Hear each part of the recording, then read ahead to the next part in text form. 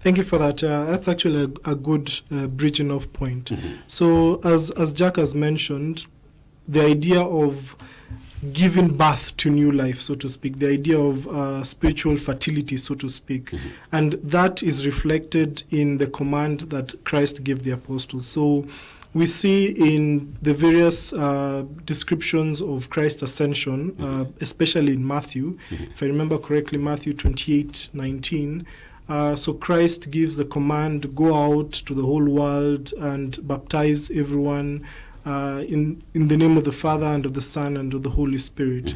So there we could say we find two particular instances of spiritual fertility, or rather the idea of being fruitful. So first of all, we have this importance of baptism. So already from that point onwards, we begin to see how baptism is what the church calls the very source or the origin of all the sacraments. So Christ is instructing his apostles, go do this in my name. Okay. Then we also have the instance, which is very important, baptizing them in the name of the Father and of the Son and of the Holy Spirit.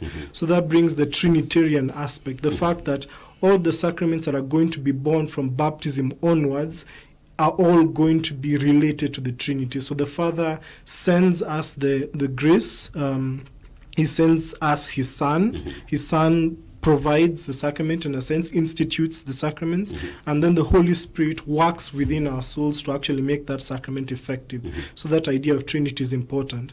But if we were to zero in on the idea of being fertile or fruitful, so of course baptism is the first way. So if you want someone to be a member of the church, baptism becomes the door, how you enter into the church. So already in that sense, any person who baptizes another, and this is here we can speak about the priests, who are essentially supposed to be helpers of the bishop, and the bishop is a successor of the apostle. So already we begin to see that idea of apostolic succession. So the apostles had their successors, the successors had their successors, and so on and so on. We have the bishops of today.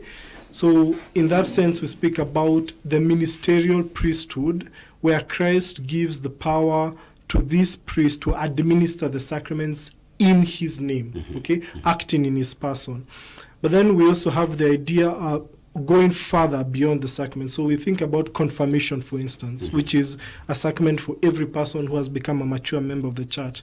A person who is confirmed is expected to go out and help make other disciples.